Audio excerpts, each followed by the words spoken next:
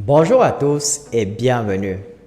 Dans cette vidéo, je vais partager avec vous 4 stratégies efficaces pour bien gérer son argent. Vous savez, aujourd'hui, travailler son argent à la sueur de son front, c'est bien. Mais savoir bien gérer cet argent-là et le dépenser de façon efficace nécessite quelques connaissances de base de votre part. Donc, si vous voulez apprendre ce que c'est, je vous invite à regarder cette vidéo jusqu'à la fin pour découvrir quelle stratégie mettre sur pied pour bien gérer vos finances. Mais juste avant d'entrer dans le vif du sujet, comme il est de coutume sur la chaîne, je vous invite déjà à vous abonner si vous me regardez pour la première fois. Activez la cloche de notification pour être notifié chaque fois que je vais poster une nouvelle vidéo et on se retrouve juste après pour la suite.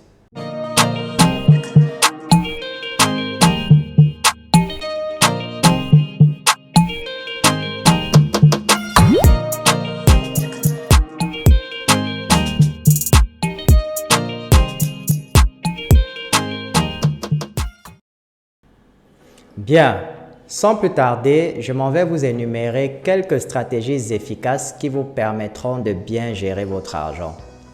La première stratégie est la stratégie de 10%. C'est une stratégie de base à connaître pour tous ceux qui viennent de commencer à toucher de l'argent ou alors à gagner de l'argent.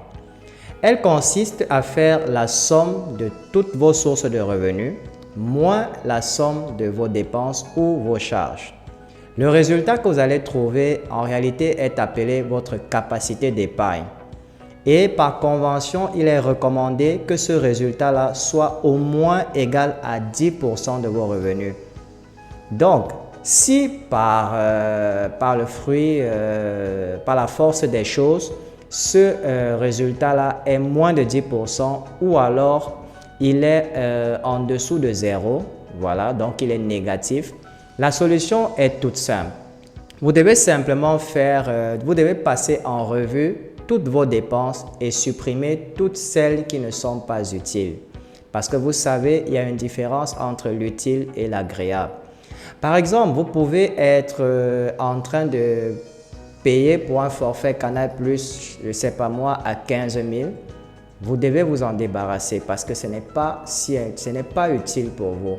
Vous n'avez pas besoin d'un forfait Canal+ à 15 000 lorsque vos dépenses, lorsque la somme, la soustraction entre vos revenus et vos dépenses est inférieure à 10%. Ce sont des choses à annuler. C'est vrai, Internet est indispensable à la maison, mais vous n'avez pas besoin du très haut débit. Vous pouvez vous contenter d'un débit minimal pour amasser, pour économiser au maximum. Donc, une autre règle de cette première stratégie est de vous payer en premier.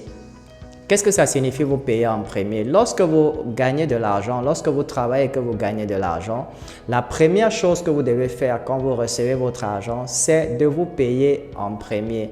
En faisant comment? En prélevant 10% de votre salaire et de le mettre dans un compte bloqué ou un compte d'épargne. C'est ça, se payer en premier.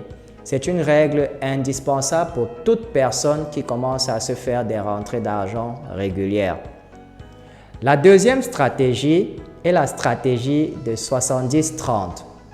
Cette stratégie est adaptée pour les personnes qui ont des dettes sous la main. Alors, comment est-ce qu'elle fonctionne? Elle consiste à utiliser 70% de vos revenus pour tous vos besoins. Et quand je parle de vos besoins, ce sont vos charges mensuelles plus vos dépenses diverses pour votre loisir personnel.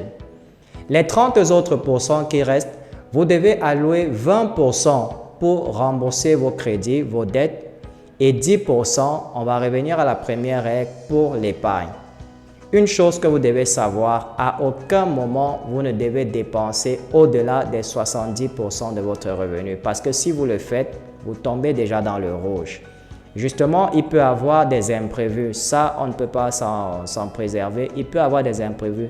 Mais c'est à cela que servent les 10% que vous épargnez pour gérer des imprévus et pour vous constituer un capital futur. La troisième stratégie est la stratégie des 4 comptes. cette stratégie est adaptée pour les personnes vivant en couple. Les deux premiers comptes sont les comptes des deux conjoints.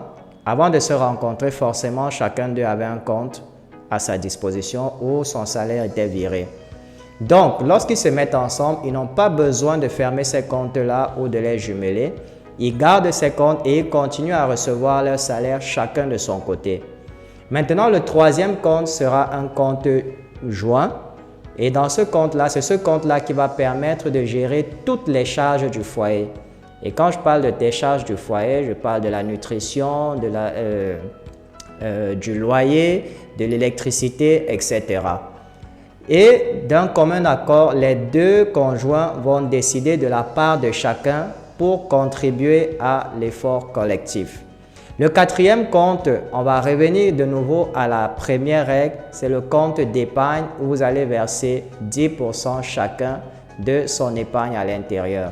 Une autre variante de cette stratégie, c'est d'utiliser 3 comptes, c'est-à-dire les 2 comptes pour les conjoints et le compte joint pour les charges de la maison. Et en ce qui concerne l'épargne, cela va dépendre de chacun des conjoints. S'ils le veulent, un peut épargner 20%, l'autre peut épargner 10%. Ça va vraiment dépendre de chacun d'eux. La quatrième et dernière stratégie est ce qu'on appelle le frugalisme, c'est-à-dire vivre avec le minimum pour épargner au maximum. Cette stratégie nécessite de très gros sacrifices de votre part. Vous vous souvenez de la deuxième règle des 70-30. Avec le frugalisme, elle consiste en fait à faire l'inverse. C'est-à-dire que vous allez dépenser 30% de votre épargne et vous allez de votre revenu, autant pour moi, et vous allez épargner 70%. Cette stratégie est idéale pour vous constituer un capital conséquent de façon rapide. Lorsque vous avez un projet un projet assez temporaire, un projet à caractère temporaire sous la main, c'est idéal pour ce type de projet-là. Et pour atteindre cet objectif, vous devez vraiment vous résigner et faire abstraction de beaucoup de choses. Par exemple, si cela est encore possible pour vous, vous pouvez rentrer vivre chez vos parents ou squatter chez une connaissance pour épargner déjà ce que vous dépensiez pour le loyer. C'est une stratégie qui est vraiment très contraignante, mais l'avantage que vous avez, ou alors ce qui va vous donner la force, c'est de regarder l'objectif à atteindre, le but que vous souhaitez atteindre. C'est sur cela que vous devez fixer les yeux pour pouvoir supporter. Et une autre chose, pour pouvoir vivre avec le minimum vital. C'est vrai que les débuts sont toujours difficiles, mais je l'avais déjà dit dans une précédente vidéo, une habitude s'acquiert en 3 semaines, c'est-à-dire 21 jours. Si vous faites abstraction de tout cela pendant 21 jours, au bout du 22e jour, ça devient une habitude pour vous et c'est plus facile pour vous de le faire. Donc, si vous êtes quelqu'un qui aimait boire de l'alcool et prendre du tabac, le moment est idéal pour mettre un trait là-dessus.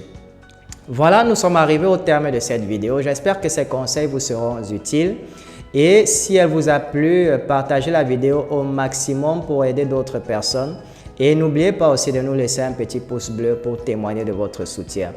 Je vous souhaite beaucoup de réussite dans votre vie et on se retrouve très bientôt dans une nouvelle vidéo.